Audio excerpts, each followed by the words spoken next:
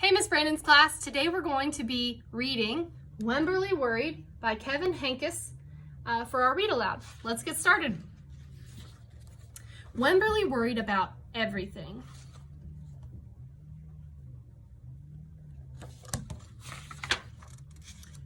Big things, little things, and things in between. I wanted to make sure that you were still here.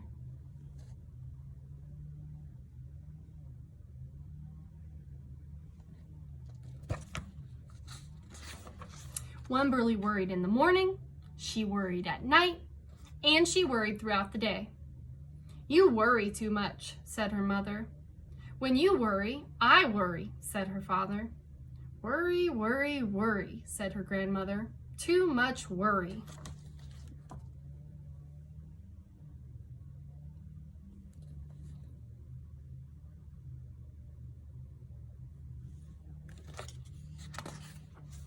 At home, Wemberly worried about the tree in the front yard, and the crack in the living room wall, and the noise the radiators made. What if it falls on our house? What if it gets bigger and something comes out of it? What if there's a snake inside? At the playground, Wemberly worried about the chains on the swings and the bolts on the slide and the bars on the jungle gym. And always she worried about her doll, Petal.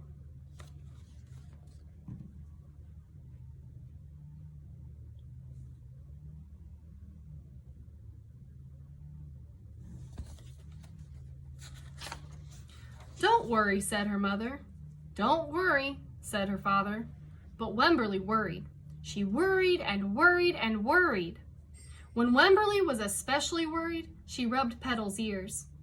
Wemberly worried that if she didn't stop worrying, Petal would have no ears left at all.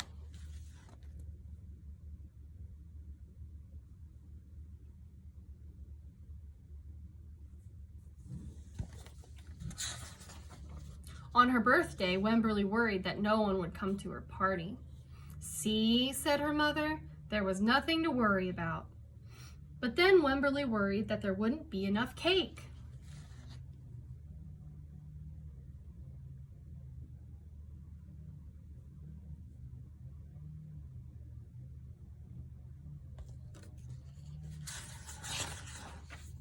On Halloween, Wemberly worried that there would be too many butterflies in the neighborhood parade.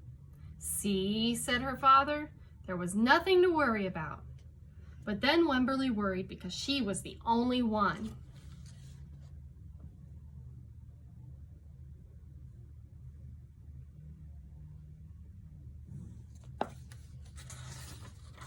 "You worry too much," said her mother.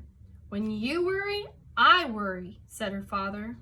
"Worry, worry, worry," said her grandmother. "Too much worry." Soon, Wemberly had a new worry: school. Wemberly worried about the start of school more than anything she had ever worried about before.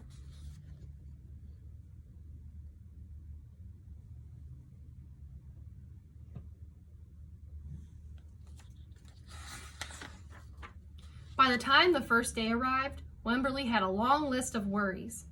What if no one else has spots? What if no one else wears stripes? What if no one else brings a doll? What if the teacher is mean? What if the room smells bad? What if they make fun of my name? What if I can't find the bathroom? What if I hate the snack? What if I have to cry?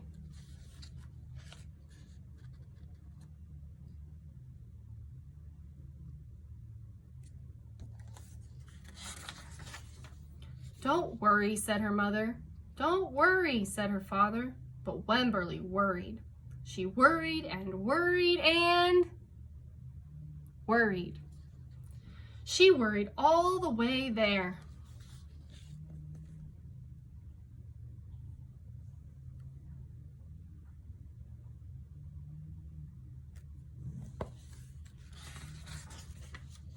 While Wemberly's parents talked to the teacher, Mrs. Peachum, Wemberly looked around the room. Then Mrs. Peachum said, "Wemberly, there is someone I think you should meet." Her name was Jewel, and she was standing by herself. She was wearing stripes. She was holding a doll.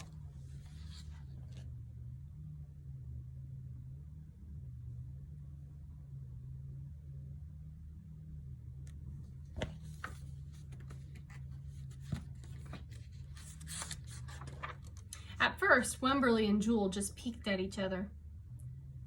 "This is Petal," said Wemberly. "This is Niblet," said Jewel. Petal waved. Niblet waved back. "Hi," said Petal. "Hi," said Niblet. "I rub her ears," said Wemberly. "I rub her nose," said Jewel.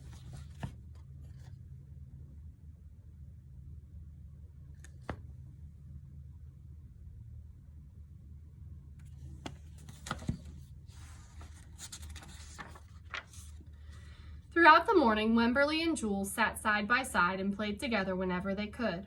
Petal and Niblet sat side by side too. Wemberly worried, but no more than usual, and sometimes even less. Before Wemberly knew it, it was time to go home.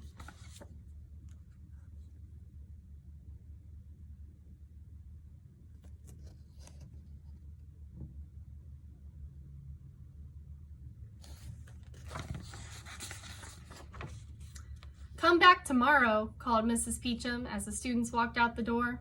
Wemberly turned and smiled and waved. "I will," she said. "Don't worry."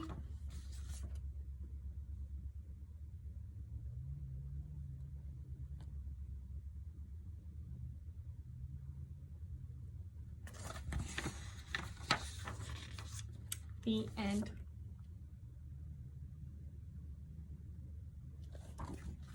Thanks for tuning in. We'll see you next time.